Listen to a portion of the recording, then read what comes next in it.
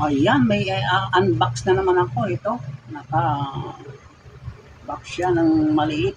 At ito'y naka-plastic lang siya ng itim. Usually, mga itim yung naglalagyan sa mga na-order sa Shopee. Ito, sa Shopee ito, galing lang sa Binondo ito.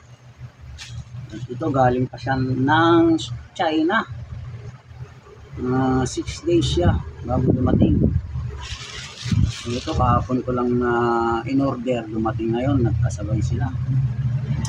So samahan niyo po ako, bubuksan na ito. Ayan, buksan na natin ito.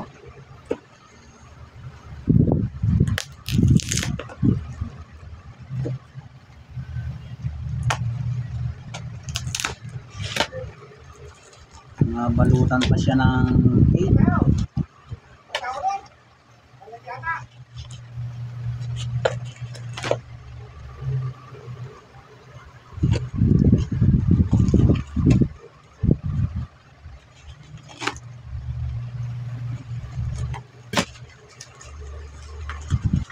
Bubble wrap siya.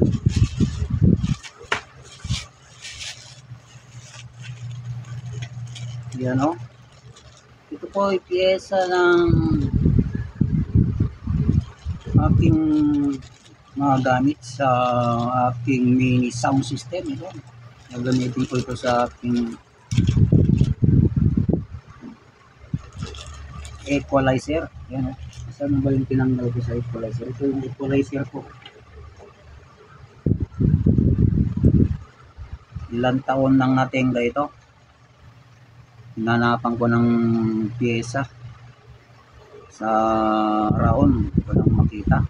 Nakakita ko sa online. Ayan. Natanggal ko na yung isang piyesa nito eh. Sana ba yun? Ito siya oh.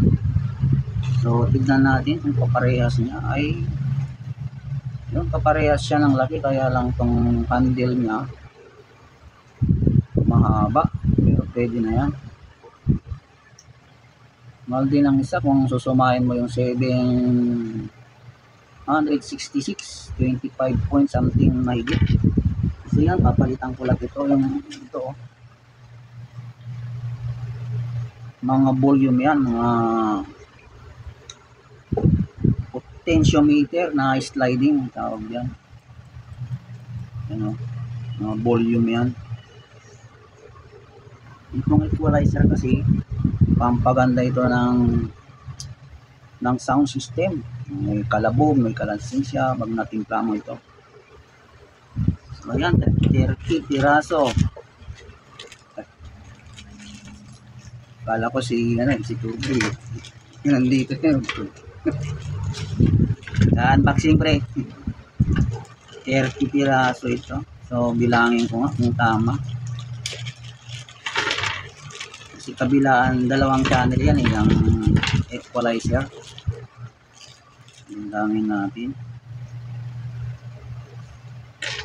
Naiiwan pa dito.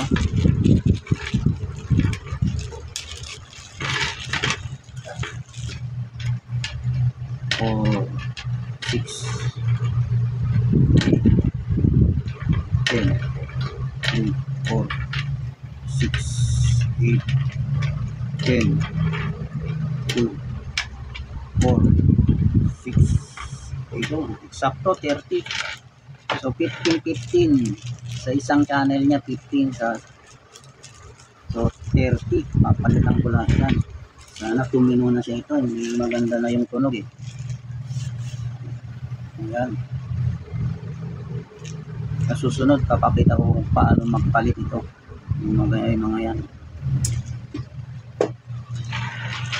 Ito naman isa piyesa din ito, piyesa din ng aking yung amplifier ko naman, mga volume din ito. At ang haba ng ano niya, lalagyan no, haba naman ito.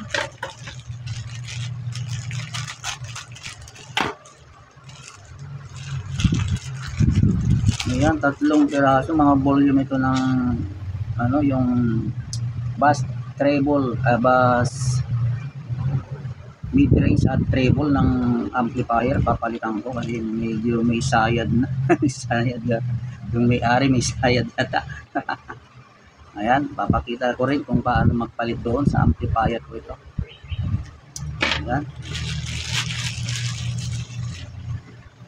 Ayan po, maraming salamat po sa inyong panonood. Update ko na lang po kayo sa pagpapalit ko ng mga piyesa nito. Yung equalizer at saka yung aking amplifier.